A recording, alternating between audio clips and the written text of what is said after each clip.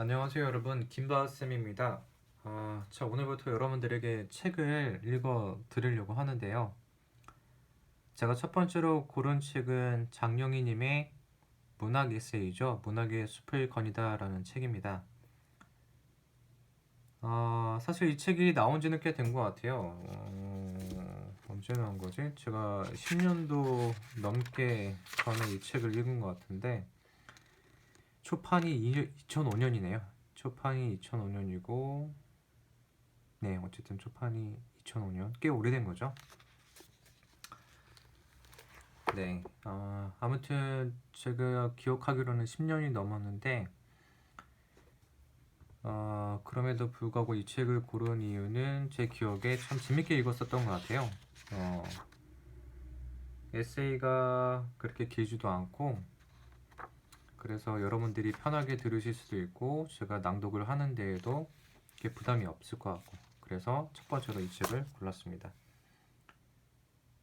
그럼 첫 번째 에세이를 한번 읽어볼까요? 김지원이 누군지 모르겠네요. 2010년 6월 10일.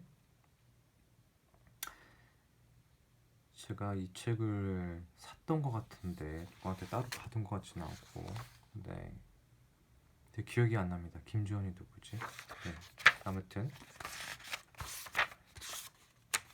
혹시 김지원 씨 저 아시면 저를 모르죠. 제 이름을 지금 얘기를 안 하니까. 네, 어쨌든 첫 번째 어느 봄날의 단상. 수업 시간에 늦어 불이 나게 학교에 들어서는데 어느새 피었는지 개나리 덤불이 노란 뭉게구름이 되어 교정을 덮고 있었다. 아, 봄이로구나. 문득 마음속으로 맺혔다. 신비로운 계절의 순환도 이제는 타성이 되어 하나도 새로울 것도 신기할 것도 없는 나이. 그저 일상에 쫓기며 살다 보니 무심히 흐르는 세월 속에 어느덧 봄이 온 것도 모르고 있었다. 수업을 마치고 책상 위에 쌓인 우편물들을 뜯어보니 미국 친구가 보내준 라이너 마리아 릴케의 젊은 신에게 보내는 편지라는 얇은 책자가 있었다. 라이너 마리아 릴케, 한동안 잊고 있었던 이름이었다. 이 세상에서 내가 알고 있는 모든 작가 이름 중 가장 낭만적이고 아름다운 이름. 말테의 수기, 두이너의 비가 등 고독, 슬픔, 사랑, 죽음의 시를 쓰고 장미가시에 찔려 죽은 시인. 중학교 때 열심히 외웠던 윤동주의 별 해는 밤에 나오는 시인. 어머님, 나는 별 하나의 아름다운 말 한마디씩을 불러봅니다. 소학교 때 책상을 같이 했던 아이들의 이름과 패, 경, 옥 이런 이국 소녀들의 이름과 프랑시스 잼, 라이너 마리아 릴케 이런 시인의 이름을 불러봅니다. 사랑이 어떻게 내게로 왔는가? 햇살처럼 왔는가? 꽃 눈발처럼 왔는가? 기도처럼 왔는가? 말해다오. 라고 보석처럼 아름다운 연가를 부른 시인. 묘비명이 장미여 오 순수한 모순이여인 시인. 그리고 이렇게 자지러질 듯 샛노란 개나리가 필 때면 불현듯 밀려오는 향수처럼 내 어린 시절 어느 봄날과 함께 생각나는 이름이다. 내가 초등학교 2학년 때 살았던 제기동 우리 집 근처에는 복개된 넓은 개천이 있었다. 여름이면 온갖 잡초가 무성해 모기의 온상이었지만 봄이면 이리저리 엉킨 기다란 덤불에서 개나리가 흐드러지게 피곤했다.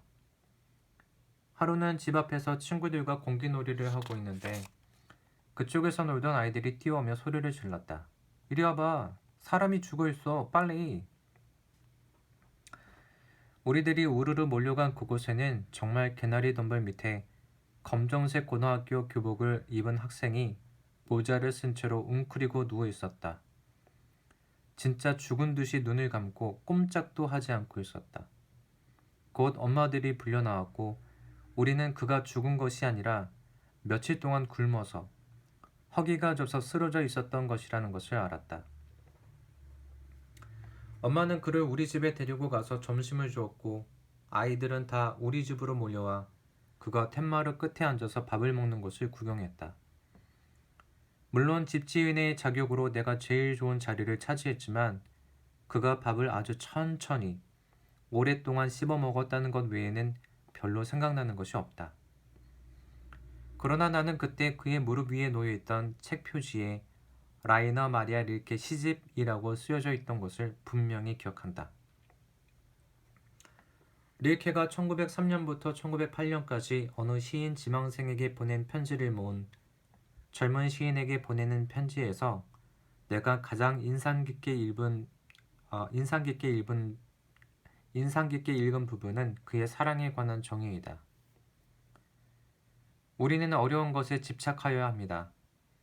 자연의 모든 것들은 어려운 것을 극복해야 자신의 고유함을 지닐 수 있습니다. 고독한 것은 어렵기 때문에 좋은 것입니다. 한 사람이 다른 사람을 사랑하는 것도 어렵기 때문에 좋은 것입니다. 아마도 내가 알기에 그것은 가장 어려운 일이고 다른 모든 행위는 그 준비 과정에 불과합니다. 젊은이들은 모든 일의 초보자이기 때문에 아직 제대로 사랑할 줄을 모릅니다. 그러나 배워야 합니다. 모든 존재를 바쳐 외롭고 수줍고 두근대는 가슴으로 사랑을 배워야 합니다. 사랑은 초기 단계에서는 다른 사람과의 합일, 조화가 아닙니다. 사랑은 우선 홀로 성숙해지고 나서 자기 스스로를 위해서 그리고 다른 사람을 위해 하나의 세계가 되는 것입니다. 그러니 릴케에 의하면 누군가를 사랑하는 것도 자격이 필요해서 먼저 나 스스로의 성숙한 세계를 이루어야 한다. 언제부터인가 삶의 안일주의에 빠져 어려운 것을 피하고 나의 고유함을 잃은 지 오래고 남을 위해 하나의 세계가 되기는커녕 여전히 옹졸한 마음으로 길을 잃고 헤매며 살아가는 나는 어쩌면 사랑할 자격조차 갖추지 못했는지 모른다. 중년의 어느 봄날 배고파 기절하면서도 시를 읽는 어리석음이 문득 그리움으로 다가오는 것은 웬일일까? 릴케라는 이름이 열정과 낭만을 잃고 한 줌의 재가 되어버린 나의 메마른 가슴에 작은 불씨를 지펴 놓은 모양이다.